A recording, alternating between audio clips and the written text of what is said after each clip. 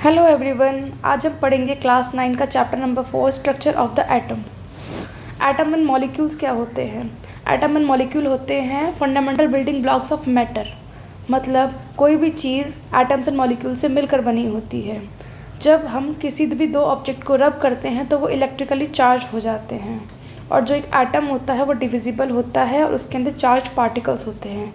1900 तक ये देखा गया था कि जो एटम है वो इंडिविजिबल पार्टिकल डिवाइड नहीं कर सकते, लेकिन उनके अंदर एक सब एटमिक पार्टिकल होता है जिसको बोलते हैं इलेक्ट्रॉन, जिसको किसने आइडेंटिफाई किया था? जे थॉमसन ने।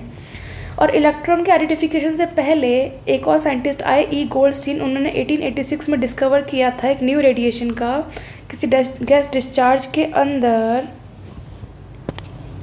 जिसका नाम उन्होंने दिया जिसको उन्होंने क्या नाम दिया?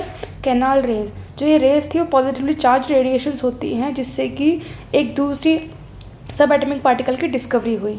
तो जो दूसरे सब एटमिक पार्टिकल की डिस्कवरी हुई थी उसके ऊपर भी चार्ज होता था, मैग्नीट्यूड इक्वल होता था, लेकिन बस क्या डिफरेंस था कि उसका जो साइन होता था वो इलेक्ट्रॉन के अपोजिट होता था। उसका जो मास है वो 2000 टाइम्स था इलेक्ट्रॉन के कंपेरिजन में। इसको हमने क्या नाम दिया? प्रोटॉन। इलेक्ट्रॉन को हम ई नेगेटिव से डिनोट करते हैं और प्रोटॉन का पी पॉजिटिव से। जो प्रोटॉन का मास होता है उसे हम 1 यूनिट लेके चलते हैं, उसका चार्ज क्या होता है? +1 होता है। लेकिन जो इलेक्ट्रॉन का मास होता है उसे नेग्लिजिबल मान के चलते हैं, मतलब ना के बराबर, और उसके ऊपर चार्ज होता है -1।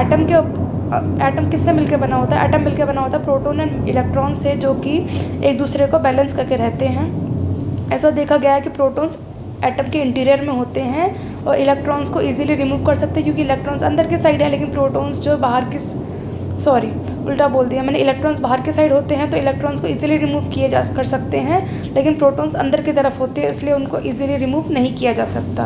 अब हम पढ़ेंगे structure of the atom. Dalton's atomic theory ने सजेस्ट किया था कि एटम इंडिविजिबल है, इंडिस्ट्रक्टिबल है, मतलब डिवाइड नहीं किया जा सकते, ना ही तोड़ सकते हैं। लेकिन उसके अलावा डिस्कवरी हुई दो फंडामेंटल पार्टिकल इलेक्ट्रॉन्स और प्रोटॉन्स की, जो एटम के अंदर होते हैं। इन्होंने इनकी डिस्कवरी के बाद जो भी डाल्टन एटॉमिक थ्योरी थी उसका फेलियर माना गया। क्यों? क्योंकि ये फिर उसके जब पता चल गया कि ऐसा नहीं होता है, तो फिर ये जानना ज़रूरी हो गया कि फिर इलेक्ट्रॉन और प्रोटॉन रियल में कैसे अरेंज होते हैं एटम के अंदर। इसको एक्सप्लेन करने के लिए कई साइंटिस्ट ने अलग अलग एटॉमिक मॉडल दिए। उसमें से पहला था जे थॉमसन, जिन्होंने मॉडल दिया पहला स्ट्रक्चर ऑफ एटम के लिए। उसके मॉडल को बोलते हैं J Thomson model of an atom. Thomson ने प्रपोज किया था मॉडल को, जैसे क्रिसमस पुडिंग होती है इस तरीके से। इलेक्ट्रॉन्स जो होते हैं वो पॉजिटिव चार्ज एक स्फेयर होता है, उसके अंदर ड्राई फ्रूट्स की तरह होते हैं। जैसे कि हम एक वाटरमेलन देखे थे, वाटरमेलन के अंदर जो रेड पार्ट होता है, रेड एडिबल पार्ट होता है, उसको बोलते हैं पॉजिटिव स्फेयर, क्योंकि वो बाहर की तरफ है। लेकिन जो अंदर होते हैं, उसके बीज होते हैं, उसे इलेक्ट्रॉन की तरह माना गया। अच्छा, जे थॉमसन को नोबेल प्राइज़ मिला था फिज़िक्स में 1906 में, उसके काम के लिए जो उन्होंने इलेक्ट्रॉन्स की डिस्कवरी की थी। थॉमसन ने प्रपोज किया था कि एटम के अंदर पॉजिटिवली चार्ज स्फेयर होता है और इलेक्ट्रॉन्स उसके अंदर एम्बेडेड होते हैं, और जो नेगेटिव एंड पॉजिटिव चार्ज है उनका मैग्नीट्यूड इक्वल होता है। तो इससे हम कह सकते हैं कि एटम जो है पूरा का पूरा इलेक्ट्रिकली न्यूट्रल होता है। तो थॉमसन मॉडल ने हमने एक्सप्लेन किया था कि एटम्स इलेक्ट्रिकली न्यूट्रल होते हैं, लेकिन जो बाकी साइंटिस्ट ने एक्सपेरिमेंट किया था, उन्होंने जो एक्सपेरिमेंट कैरी किया था उस चीज़ से ये वाला मॉडल जो है मतलब वेरीफाई नहीं हो पाया। ऐसा नहीं माना गया कि ये इन्होंने सही किया है। इसके लिए फिर एक रदरफोर्ड आए, रदरफोर्ड ने भी अपना मॉडल दिया। उन्होंने वो इंटरेस्ट थे जानने में कि जो इलेक्ट्रॉन्स है वो एटम के अंदर कैसे अरेंज होते हैं। तो रदरफोर्ड ने उसके लिए एक डिज़ाइन किया, एक एक्सपेरिमेंट को। उन्होंने इस एक्सपेरिमेंट में फास्ट मूविंग अल्फ़ा पार्टिकल का यूज़ किया, जिन्हें एक पतली गोल्ड फॉइल के ऊपर मतलब गिराना था। उन्होंने गोल्ड फॉइल लिया, क्योंकि वो गोल्ड फॉइल इसलिए लिया उन्होंने क्योंकि वो चाहते थे पतली से पतली लेयर लेना, और जो कि गोल्ड फॉइल थी वो 1000 एटम्स थिक थी। एटम्स तो बहुत छोटे होते हैं, तो इससे आप समझ सकते हो कि कितनी पतली लेयर होगी वो। अल्फ़ा पार्टिकल्स जो होते हैं वो डबली चार्ज्ड हीलियम आयंस होते हैं, उनका जो मास होता है 4u होता है। जो फास्ट मूविंग अल्फ़ा पार्टिकल्स होते हैं उसके अंदर तो बहुत सारी एनर्जी होती है। तो ऐसा एक्सपेक्ट किया गया था कि अल्फ़ा पार्टिकल्स जो होंगे जब वो टकराएंगे सब एटमिक पार्टिकल से तो बहुत ज़्यादा डिफ्लेक्शन होगा, क्योंकि अल्फ़ा पार्टिकल बहुत ज़्यादा हैवी होते हैं प्रोटॉन से। लेकिन उन्होंने ये नहीं देखा था कि इतना ज़्यादा डिफ्लेक्शन होगा। उसके बाद जब अल्फ़ा पार्टिकल का स्कैटरिंग एक्सपेरिमेंट हो गया तो उसने टोटली अनएक्सपेक्टेड रिजल्ट दिए।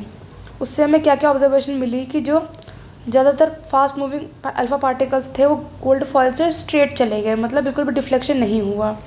और कुछ अल्फ़ा पार्टिकल जो डिफ्लेक्ट हुए थे बहुत ही स्मॉल एंगल से। और surprisingly 1 out of every 12,000 particles appear to rebound, मतलब 12,000 पार्टिकल्स रिबाउंड हो गए थे। रदरफोर्ड के कहने पर, मतलब रदरफोर्ड के शब्दों में कहा गया, रदरफोर्ड ने कहा कि जो रिज़ल्ट है बिल्कुल इनक्रेडिबल है।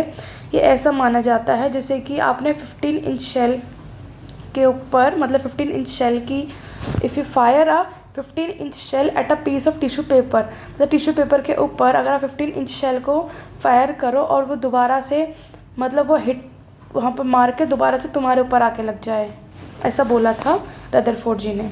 उसके बाद रदरफोर्ड को फादर ऑफ न्यूक्लियर फिजिक्स भी बोला जाता है क्योंकि ये फेमस थे अपने रेडियो एक्टिविटी के वर्क के लिए। Discovery of the nucleus of the atom with gold foil experiment, इन्होंने गोल्ड फॉइल एक्सपेरिमेंट किया था।